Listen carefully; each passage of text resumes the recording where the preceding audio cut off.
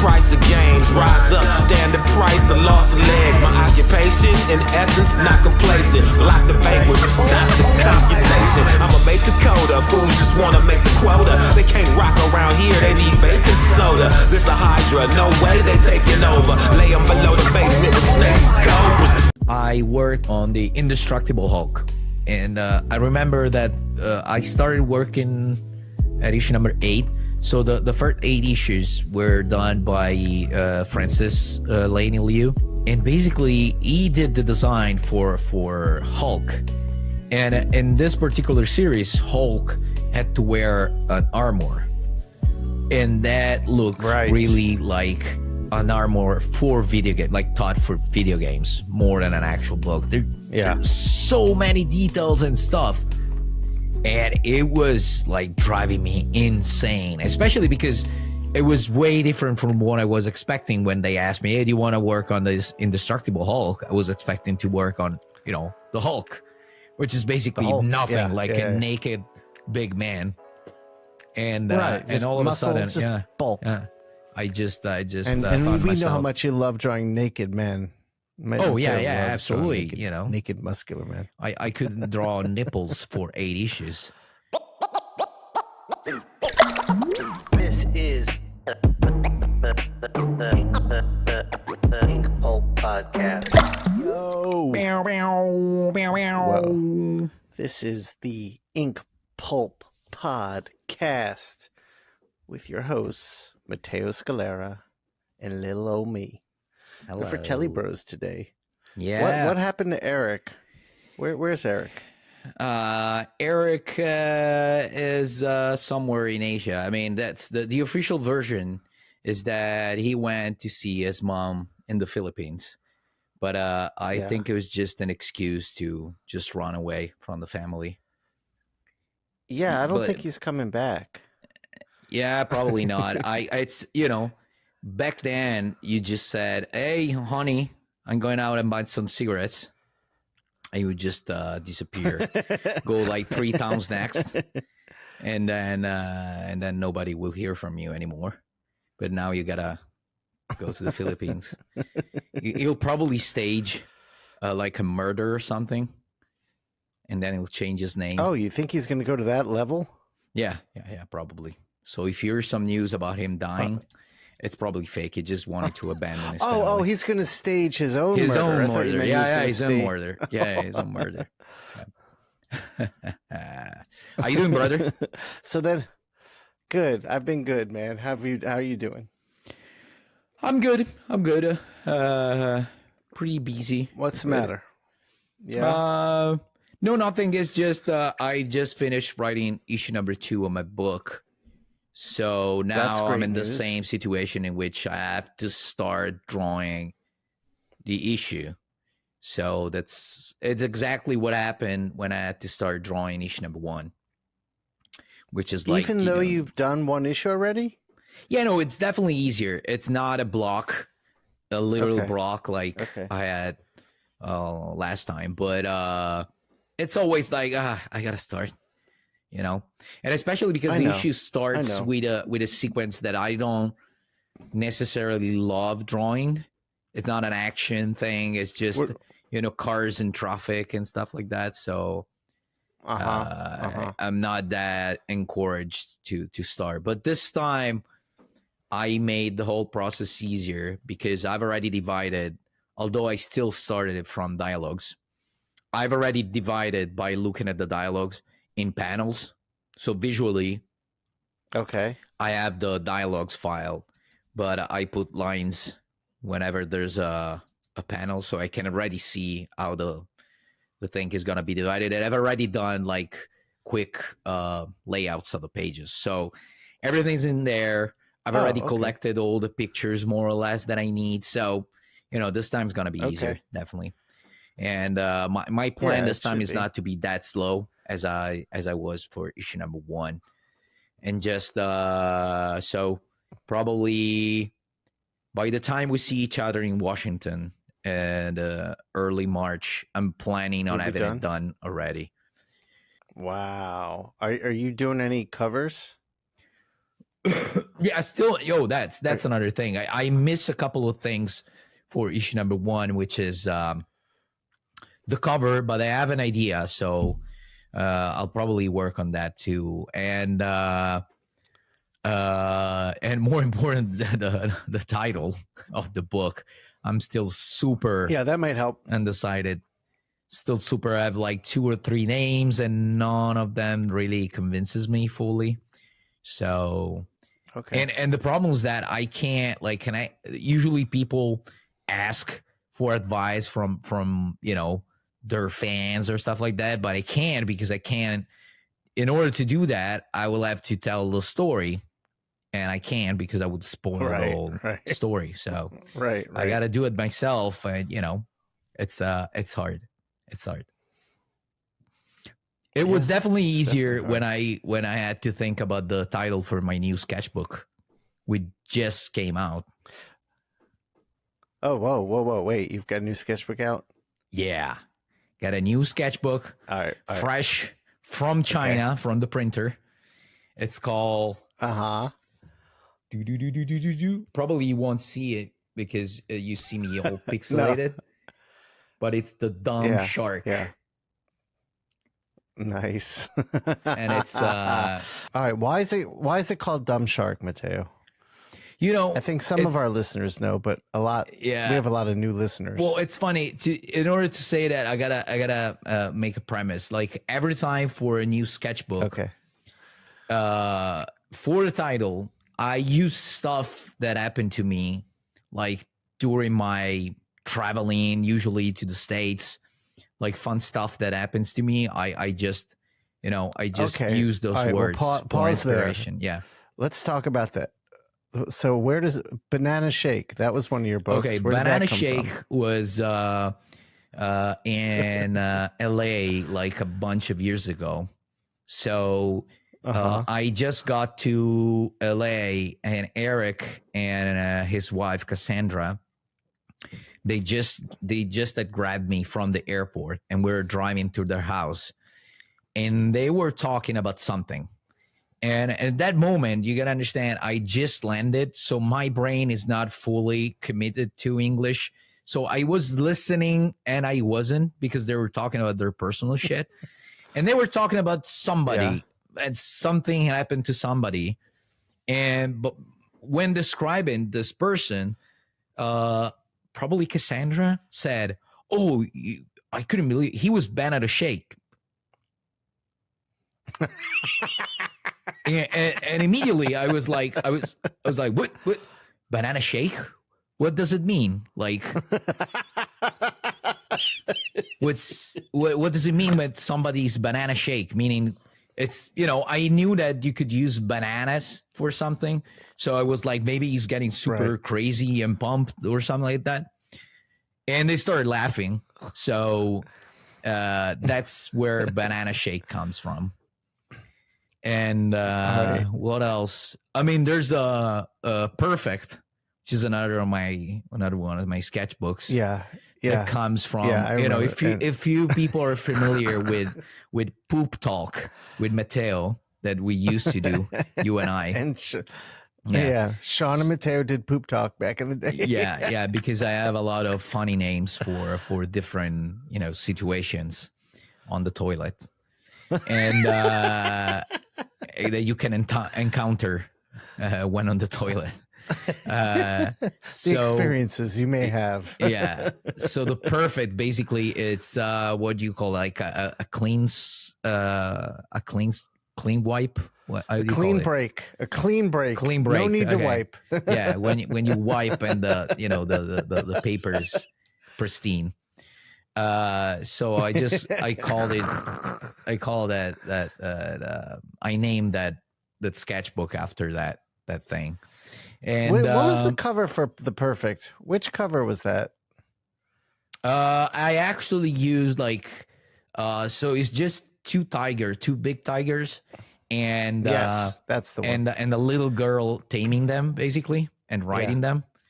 And I played with the Perfect, like it's a purr. That's right. That's right. Cat purr. That's right. And then there was I have the the pink cover, pink black and white cover. It was one of your earlier ones. It was before Banana Shake. Oh yeah, that was well, that wasn't really a funny thing that happened to me. It just it was some like it rough, and because at that time I was trying.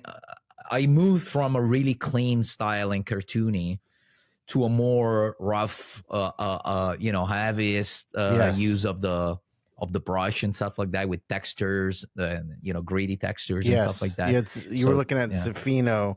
Yeah, definitely. Yeah, absolutely. So that came from that, and I'm thinking about the next one that I'm gonna do. There's another thing that I haven't used yet, which is fundamentally. So the next book is gonna be called Fundamentally, because that's the word that I've always used instead of basically. Yes, because I was translating straight from Italian to English. Right. So now I use basically because I got used to it. But back then in Italian, fundamentally is fondamentalmente, and I use it a lot in Italian. Whilst in English, it's not a term that get used so often. So right. So people would notice that I would say fundamentally a lot. Well, the dumb shark is referred to one of our previous episodes.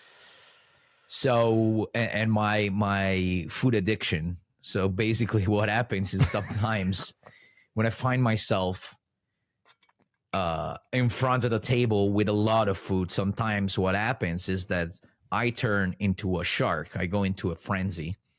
And basically my eyes turn black and I just see red, basically. And and when I snap out of it, the food in front of me is gone, but I don't even remember eating it. And I finished everything. And I just left alone with my fucking sadness, with a huge sadness in my heart. It's like Bobby Kelly telling that story of him overeating, and his wife leans over and says, "Aren't you full?" And he goes, "Full? What does full have to do with it? I have a hole in my heart. I need to keep eating until the pain is gone." There's another joke that's similar by Louis C.K. And somebody's like, so he's like, I'm envious of other people that, they realize after a certain time they're being eating and they're like, oh, I'm full. Like my meal doesn't end when I'm full. My meal ends when I hate myself. Right. Same thing. I don't stop eating till I hate myself.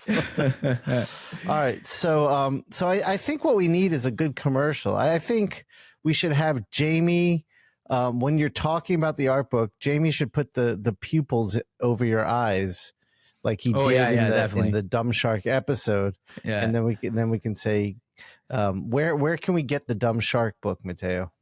Okay. No, sorry. I just had another idea. Sorry. And then I'm telling you. Okay, go ahead. You know what I could do? I could remember the 3 paintings that the fan made for us? Yeah. And gave it to us in New York. Yes. I could just use that face, the shark face, and we can animate it. So it's going to be my voice, but it's going to be that face talking. Oh.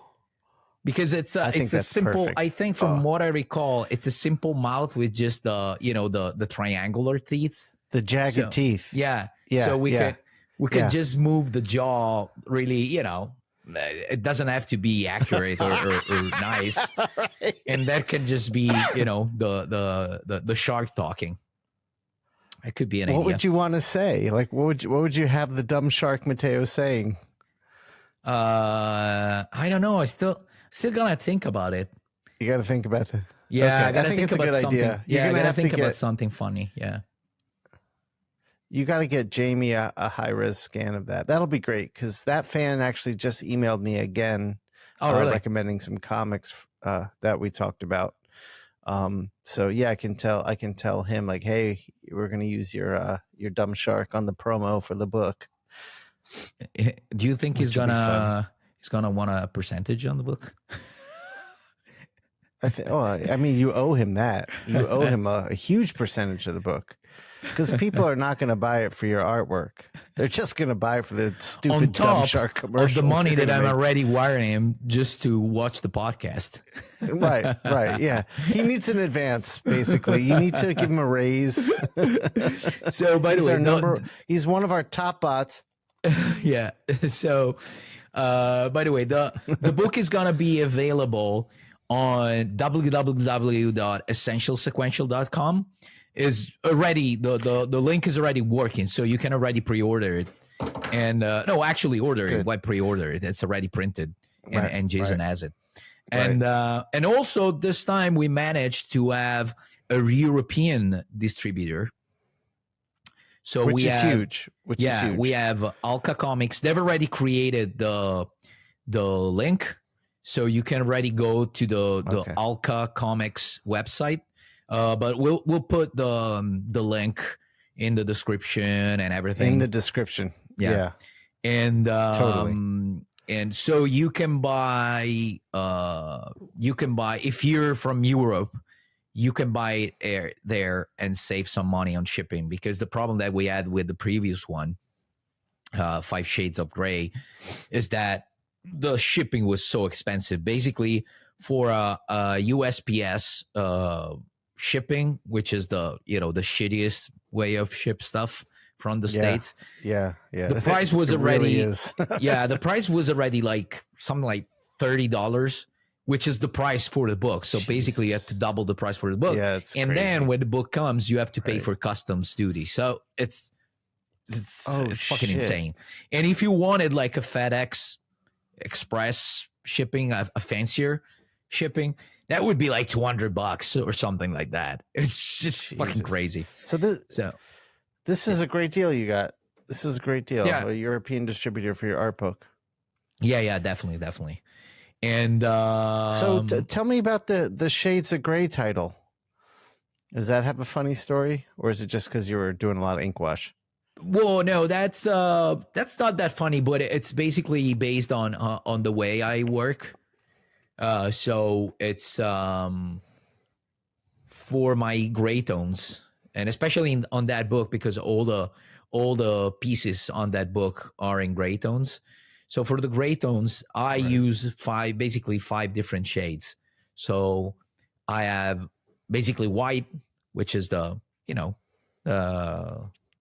page, basically the paper. Then I have a light gray. Right. Then I have mid gray, a dark gray, and then black. So those are the 5 colors that I used. Colors, let's call it colors. Yeah, that's quote good. Unquote. That's good. And so I used that. So I used like 50 Shades of Grey, which is a famous book, and I just put an X on the zero, so it became 5 Shades of Grey.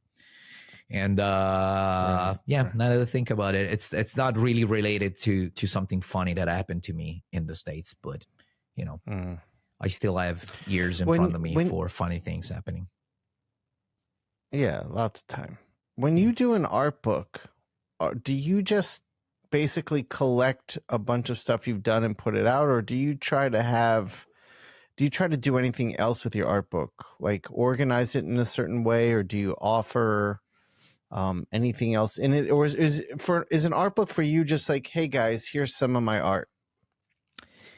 Yeah, that's it basically. I don't do anything on purpose. Just whenever I see that I have enough material, which means like 50 new pieces, I just do it. And for a while I didn't, but then I realized, every time I would go to a show, I've always had, not a lot of products other than prints, or otherwise you had to buy like, an original piece of art or ask for a commission. Right. And I never had that thing.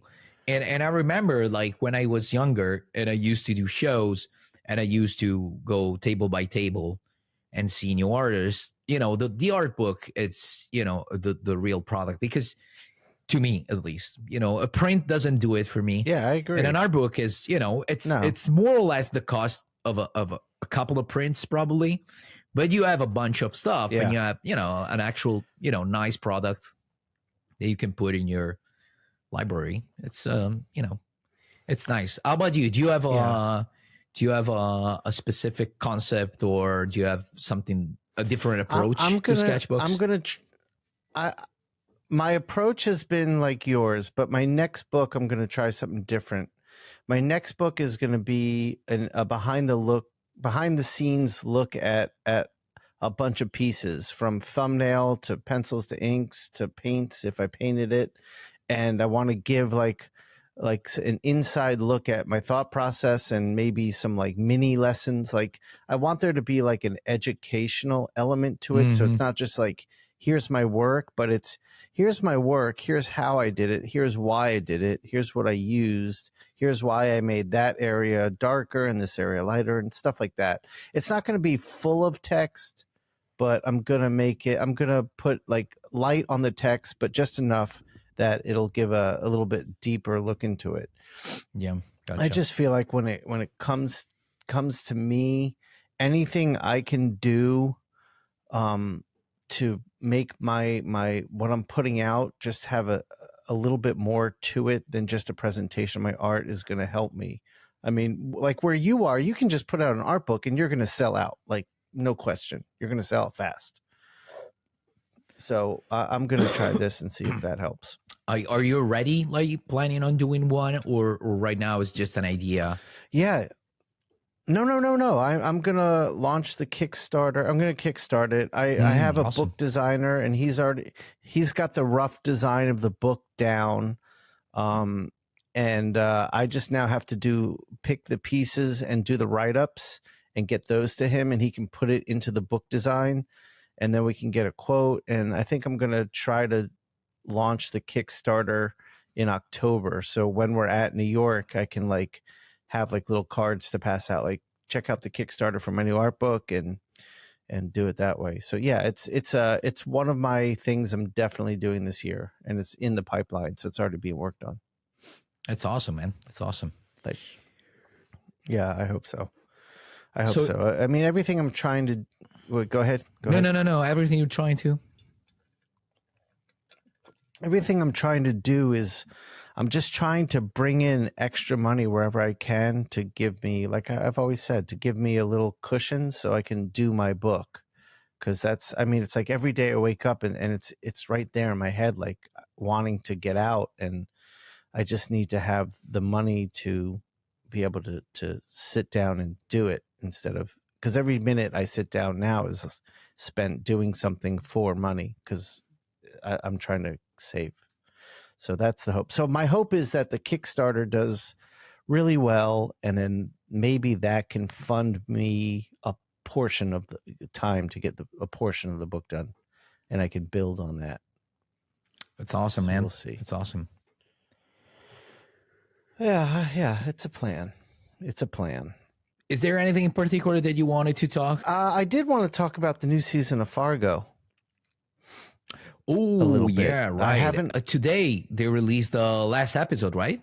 Yes, I know. I'm gonna watch it later today. Yes. Me too, man. You've watched all the seasons. Yeah. So, what do you think is the best season so far? It's really hard for me. Like, I'm really loving this one because of the characters It's so good. that are in there. Yes. Every single character. Probably the one that I don't really like so far is the sheriff's son. It's it's a kind of too much The guy of a from Stranger Things. Yeah, too much of a caricature, if that makes sense. Yeah. But I see what you're saying. But in general, every character is really like, it's more or less a caricature of a real character. Dude, They're all exaggerated. But one, I don't know. It didn't work with me. I love it. With the story, Yeah, I it get works. Absolutely. So it's Yeah, it works. It's such a good show. It might be the best show on TV. It's so good. Right now, probably that, and probably Barry. I still have to finish season 3, I think. But because the problem is that You I didn't see can't the last find it. season? No, it's still have to come up. It's basically I saw the first 3 episodes on a flight. They had the first 3 episodes. They do this fucking annoying thing. They just have season number 1, episodes 5 through 10, and then season number 2, episodes 3 to 7 for no fucking reason. So they had the first 3 episodes of the 3rd season. So I watched them, but they still have to buy the rights in Italy. So I only saw the first 2 seasons. And I got those 3. I thought 3 season episodes. 3 was a letdown. I thought, really? Season 3, yeah, and the finale I thought was really like, oh man, like that's how you're ending it. Like I don't know. I like, as good as the first 2 seasons were, the 3rd season just didn't have the same. Is it over, awesomeness. or they're planning on a 4th? Oh, it's no, over. No, it ends on season 3. It ends it like, oh shit. Yeah, it ends it completely. Okay, so okay, thank you for spoiling me the fact that he's gonna die. I didn't say that. Whoa, I'm just saying the story ends it. Yeah, but the way you said it, he's gonna die. Bill Hader's gonna die. Like Barry's gonna die. Okay, thank you. Thanks a lot. I did not say that. And that's not even what I'm talking about. I'm not even talking about Barry, but just the way it ends with all the characters was just like so. And Barry dying, yeah, I know, I get it.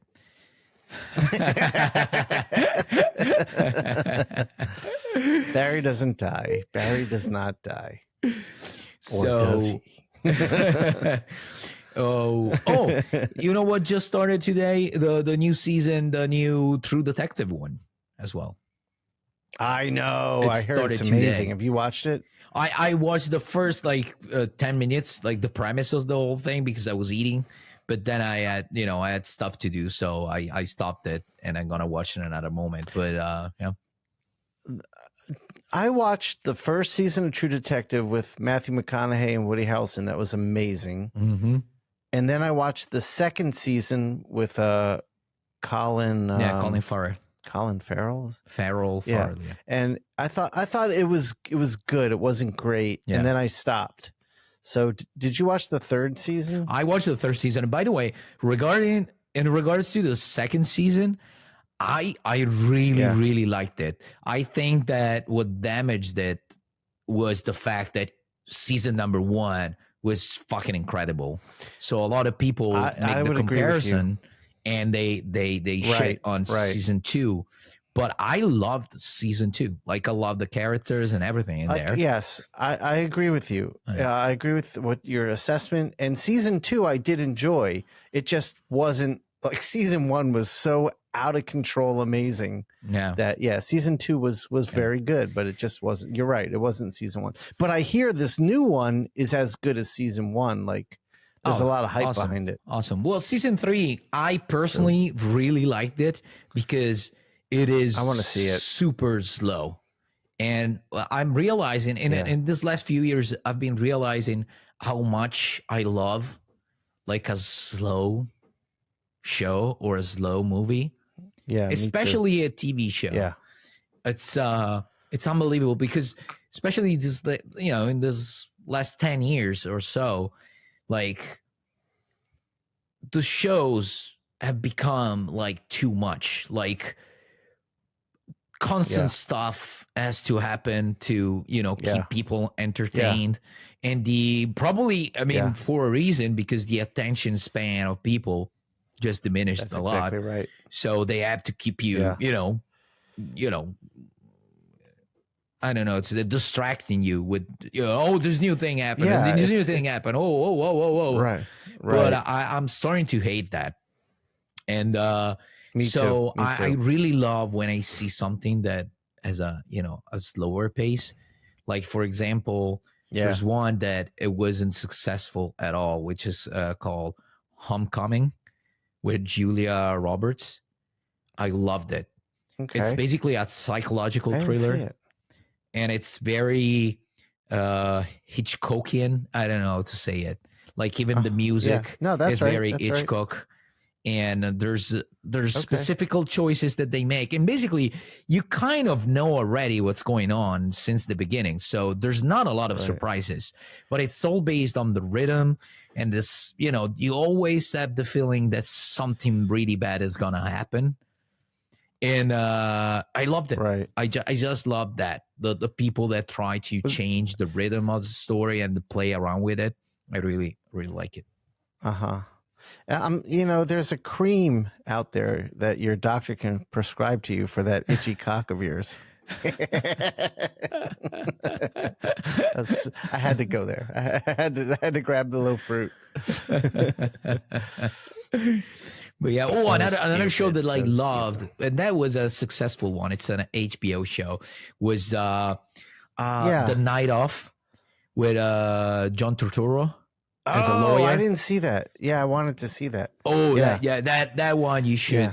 Yeah. That one you should watch it. As what's the name of the genre? The when there's a trial going on. So basically, the whole season is a trial. Legal drama.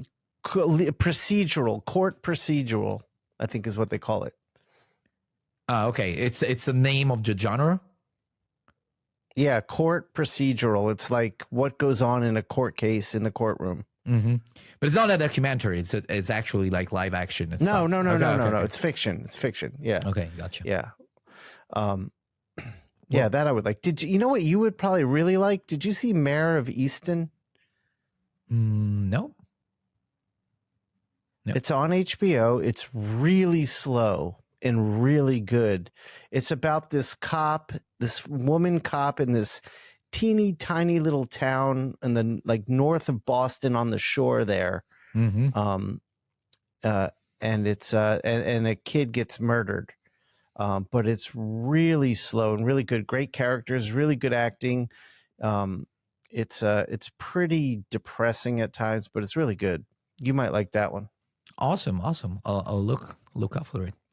Definitely. Yeah, Tommy recommended that one to me, and I watched the first few episodes, but I didn't finish it.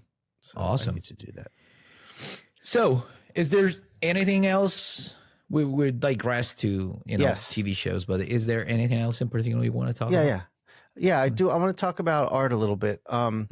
So I'm doing this Fortnite loading screen now, and I'm curious. Like every time I take on a job that has a video game character, I forget how much work is involved in the character design for video games versus like animation and comics. Do you find that same thing?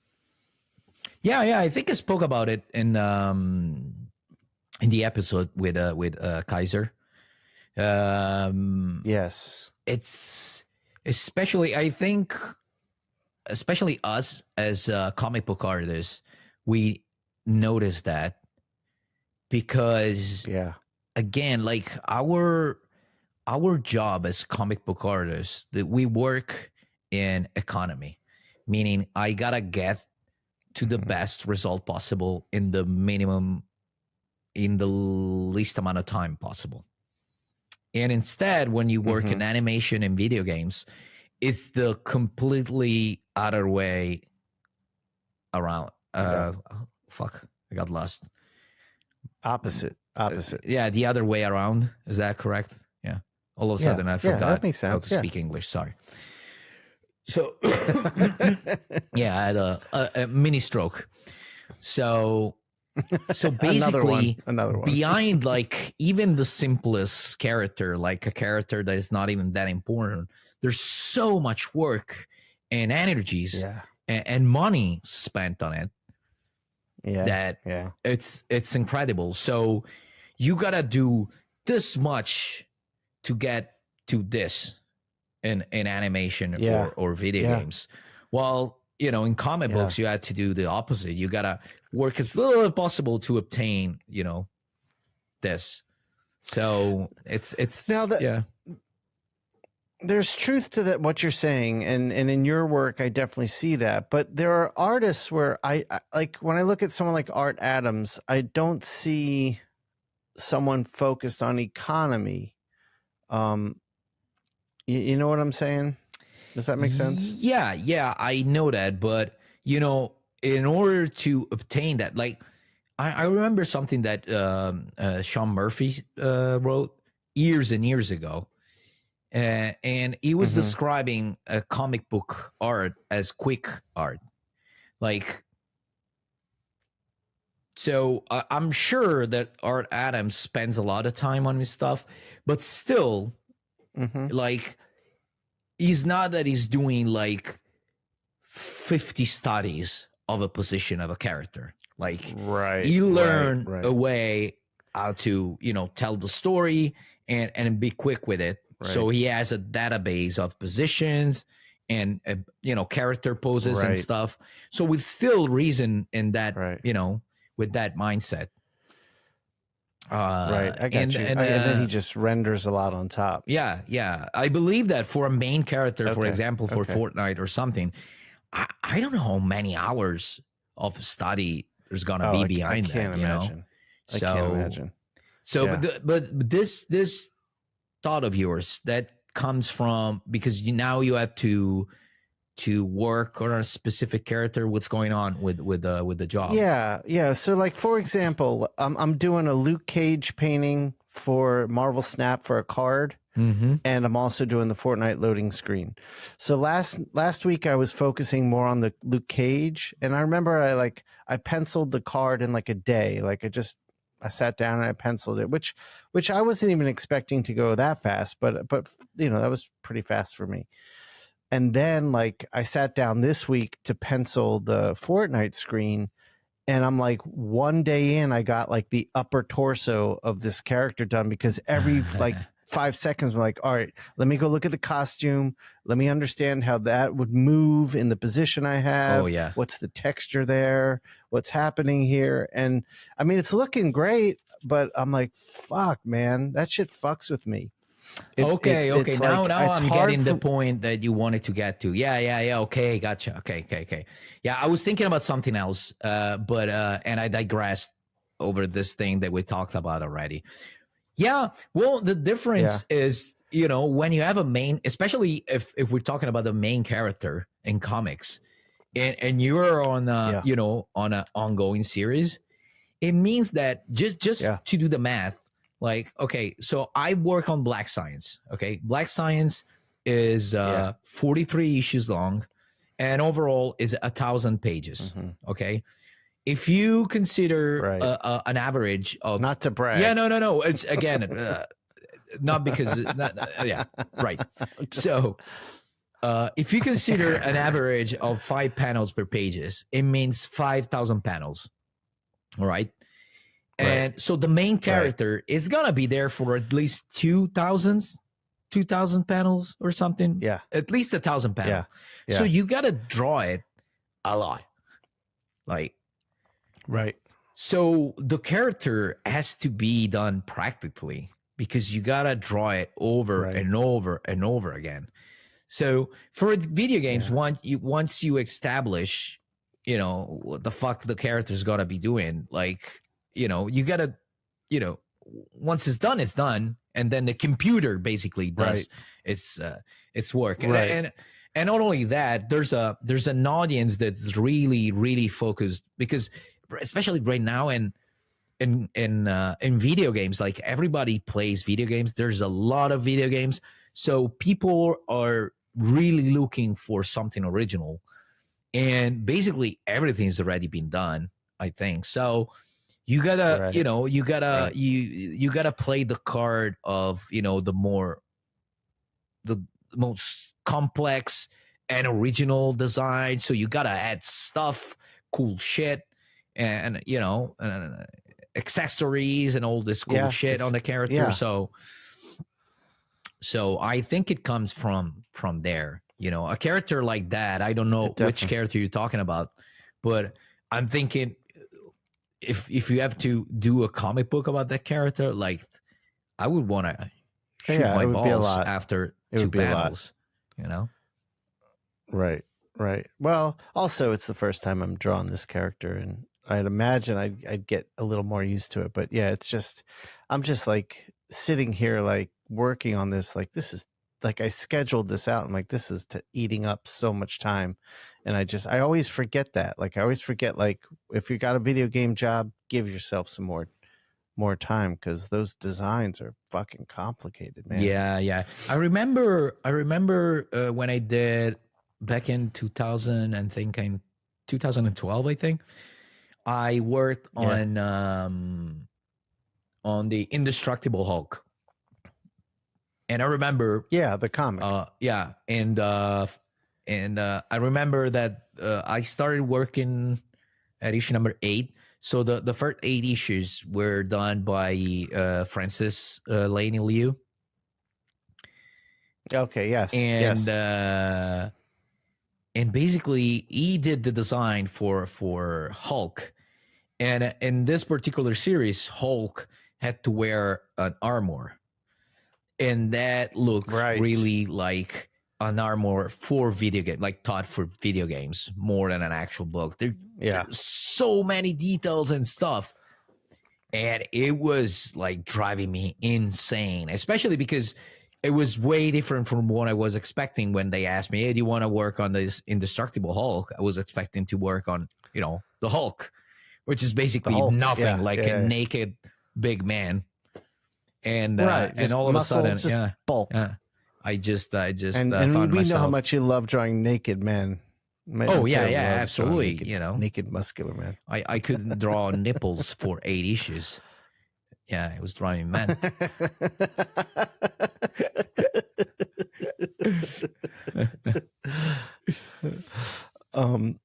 It actually makes me think of when I tried out for Batman.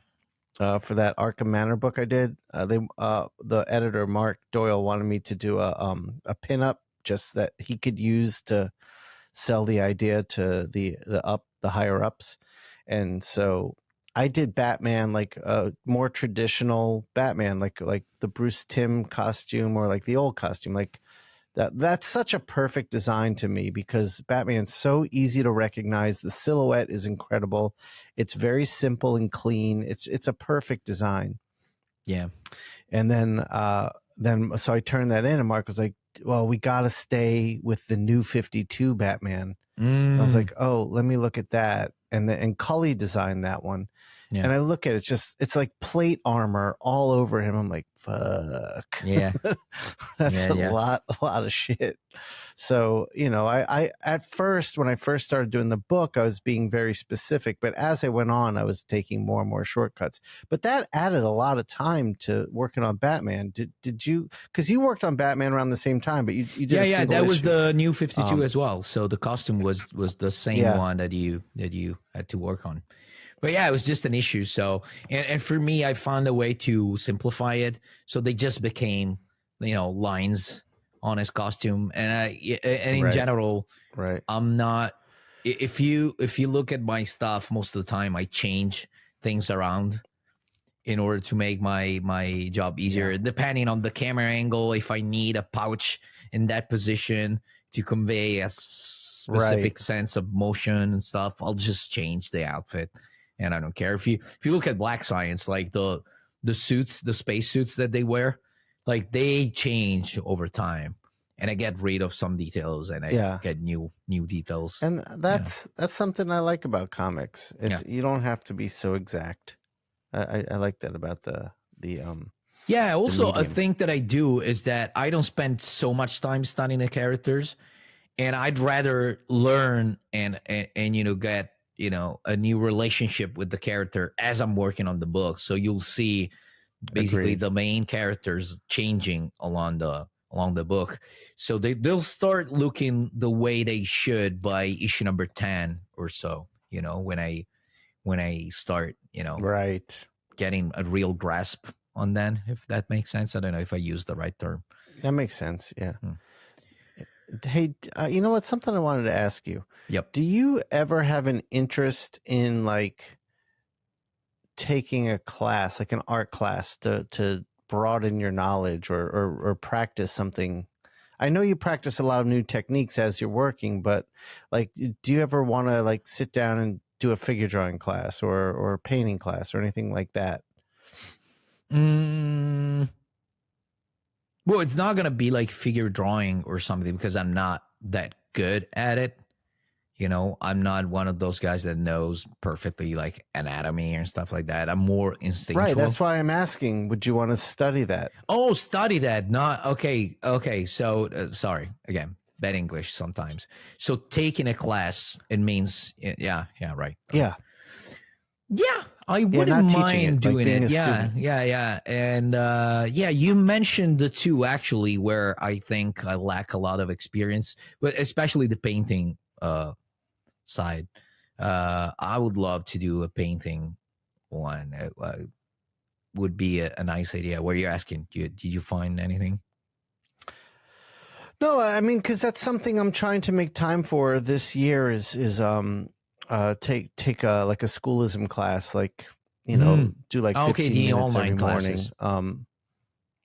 Yeah. I mean, it's something, but it's just because I do have a real thirst for knowledge and I want to learn more and like not just to get better, but to have a better understanding. And I feel like the more I learn, it opens up doors for new ideas and new avenues to explore.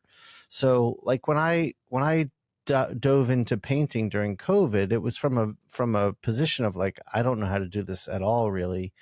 And it was just like, let me just try everything. And after a few years, I was like, I've gained a little bit of an understanding and I've learned enough to know, like, I want to learn now. And that's where Aaliyah's helping me out. And I'm realizing like values is like the big thing I need to learn now is how to really use my values. And actually that leads to a question I wanted to ask you, because one of the things I spend a lot of time doing is looking at your grayscale work, because you have such a good command of values in your composition. What helped you get a good command on using values that way?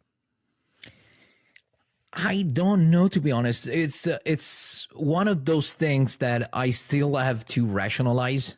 It's like the covers, you know, the covers, the workshop about covers that we did in Abu Dhabi. Yeah. It's something that there's a bunch of stuff that I've always done instinctively just by learning how to observe and replicate. And I never stopped for a second and started thinking, hey, but why do I do it? Like, what's the reason behind it? I just you know,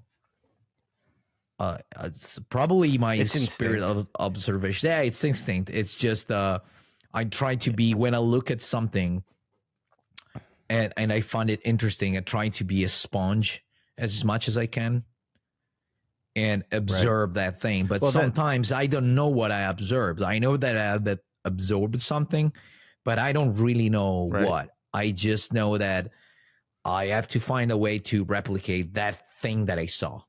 But it's that thing is attractive to me somehow, so I gotta try and redo that. But I don't really know like why, like the specifics of it, and I gotta stop and really think about it.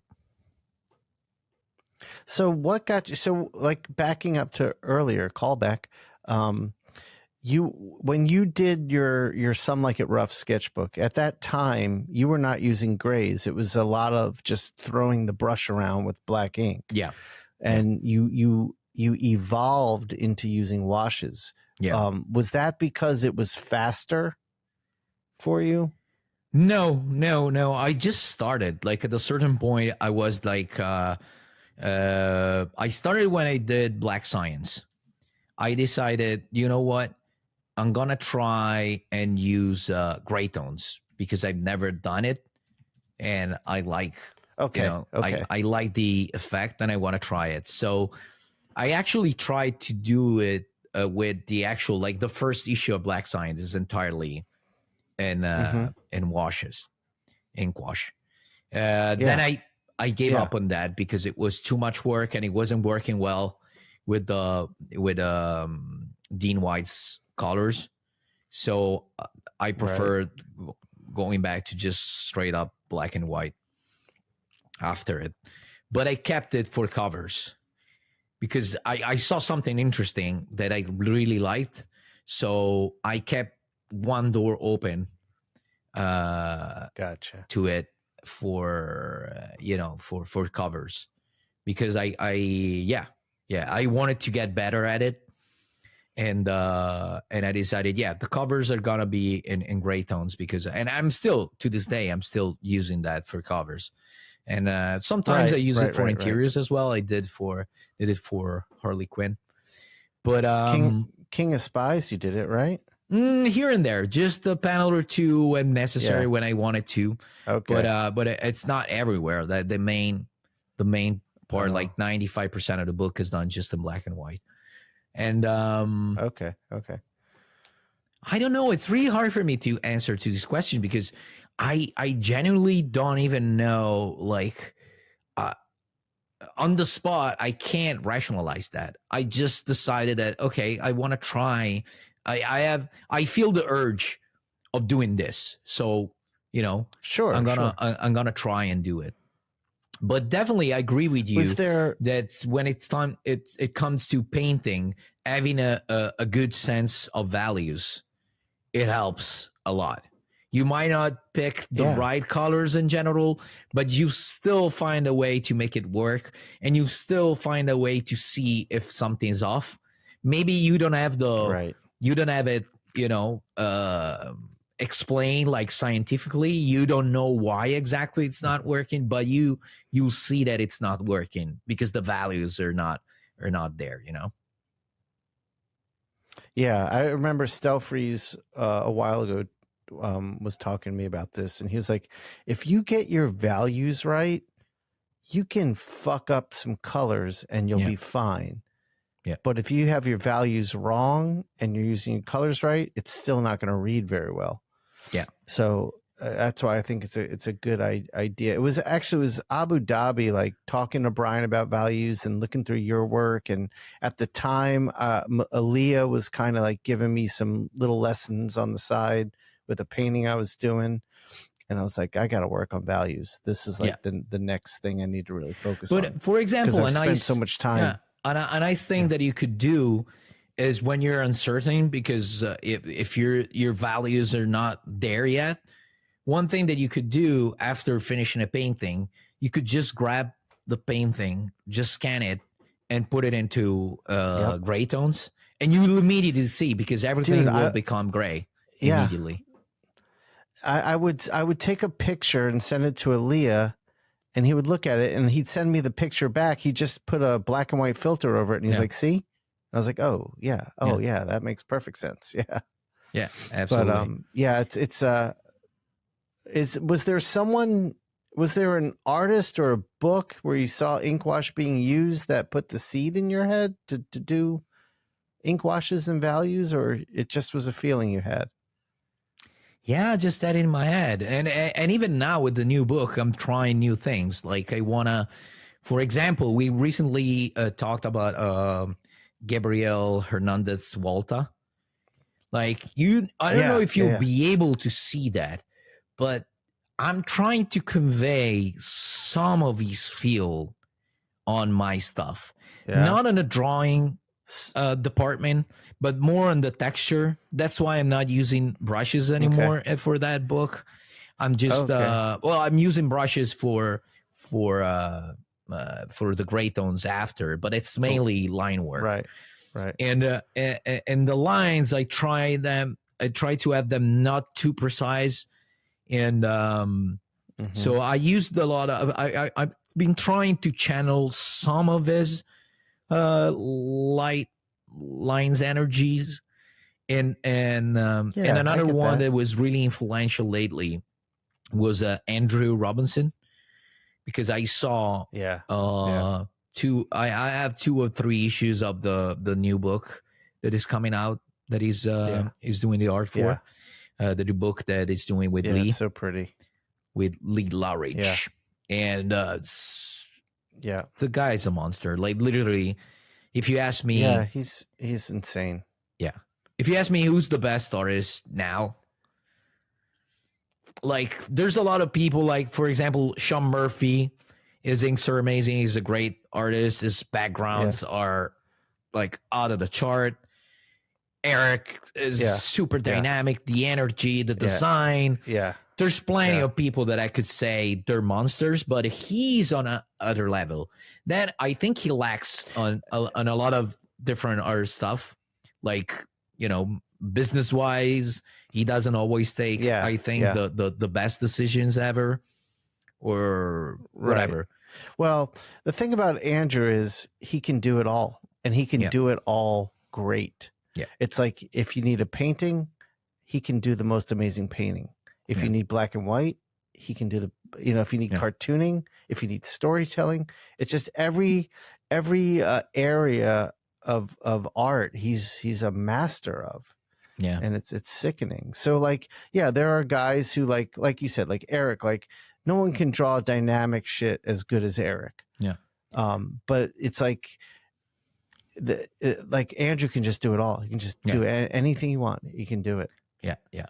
It sucks. And I remember in Abu Dhabi, I was talking to Brian Stelfreeze, which has a completely different approach. Like the way I define Brian is that he's a scientist, you know, yes, that is being borrowed Absolutely. by comic books. Like he's inside his spirit is the one of a scientist. So he his need, he told me, is to have everything figured out before he starts actually working on something. Yes. You know? So in his head, everything's already figured out. Yes. And Heroes Con years ago, you know that Heroes Con, they had this the auction on Saturday. Yes. So basically, to make it as quick as possible, like basically every artist that's being invited, they invite them to, you know, paint, to basically give a painting, and there's a big auction on Saturday, and with the money that they get from it, they'll do it to charity, they'll give it to charity and stuff like that. And it became a big thing. This thing, it became a huge competition. And you know, the main names, they always want to have the, you know, the piece that sells for the most money. And they set up a stage in the showroom. They have a stage where they give you whatever you want, even a canvas, and they give you paint, brushes and everything. You can paint live at the show, during the show, so people can start seeing what you're working on now. And then you know, then they'll know if they want to bet on your piece at the auction. And Brian and Andrew Robinson were painting next to each other. And Andrew, I think, was the year when he painted the Conan cover. Oh yeah. So they started, and Brian, you know, again, he had everything figured out before starting to draw it. And he saw Andrew just, you know, doing stuff. And he was like, so what's your process like? Well, so this is the first layer, then what you want to do? And he's like, and Andrew was like, I don't know. Right now I'm just doing this. And then if I don't like it, you know, I'll change it. And basically I remember that piece because I kept going back and forth to the showroom and just because I wanted to see where he was with this beautiful painting. And he changed the colors of that painting like 4 or 5 times. And that comes from true knowledge. Like you dominate the techniques so well that you don't care where you're going because you know that at any stage you're going to be able to somehow fix it and find it. And it's, you know, a strength that a few people have. Even Brian was impressive. Like he was like, I would never be able to reason that way. Like, right. Well, it's funny you said that because when I was in grad school, I had to have an internship, and so I interned with Andrew. Andrew was in Macon, Georgia, in Jolly Roger's studio.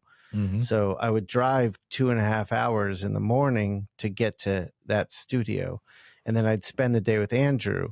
And instead of driving 2.5 hours back to Savannah, I would just drive like an hour to Atlanta. I had a friend I could stay with. Yeah. And so when I was in Atlanta, I would go to Gaijin and spend some time with Brian. So with Brian, like you said, it was like a scientist. Yeah. It was like a professor. Like everything could be explained for a reason and that had logic behind it. And then I would spend the day with Andrew. It was just like, I don't know. It just felt right. It just it felt right to put it there. But if I dug, if I would dig and ask more questions, I would get the knowledge out of him. But it was just like Andrew was just like a creative spirit. Yeah. And like Brian was just like a scientist, like you said. Yeah. Which is a perfect way of putting it. Yeah, absolutely. All right, bro. We've done a full hour. Yeah. We've done our hour. Yeah, we still have how many? Like a couple of episodes. There's just gonna be you and me, or we're gonna have guests. Yeah, next time. Next week we have Jonathan Glapion. Oh, okay, awesome. Yeah. Let me check my calendar. I believe. No, next week is. Oh wait, I'm looking at the wrong one. Next week is. Oh no, I think I'm right. Next week I think is just us two, and then we have Glapion. Yeah, so we have one more of me and you, and then Glapion with me and you. Okay, and because I saw on one of the last episodes that somebody was asking about the one where you were talking about the show in Austin, I think. Nashville. Nashville. Oh, Nashville. Sorry. So yeah. I think that somebody wrote about. It'd be nice. The thing was like, it'd be nice to know a little bit more about shows. Which shows do you attend? Which shows do you like?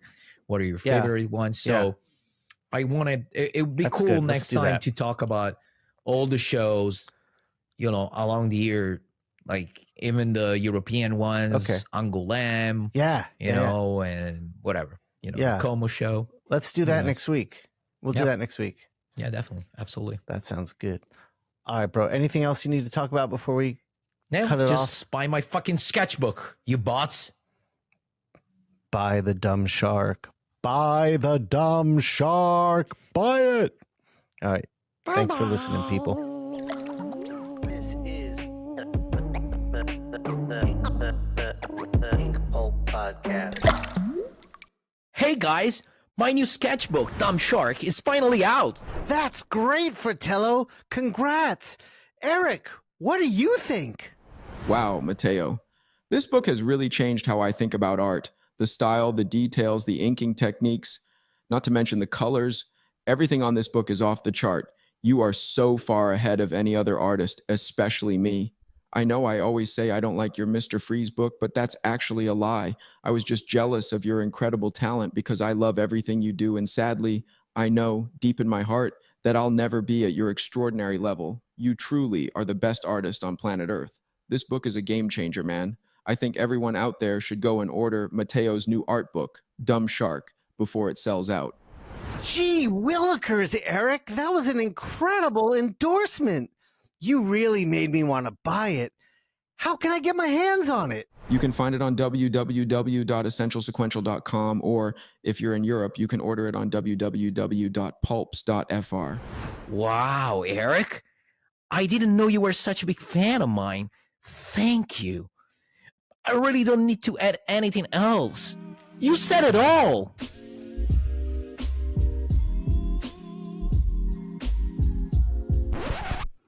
What an asshole. Wait, what?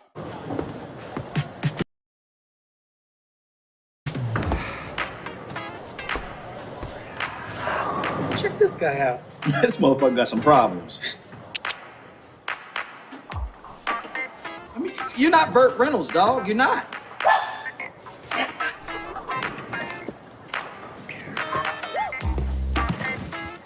Wait, what? What was that? What was that? Oh, yeah. Is he really bowling with a suitcase? I thought the ball was in the suitcase. It does make me uncomfortable how much he's kissing in the suitcase. Though. It's a lot of kissing. Oh, come on, man. Come on.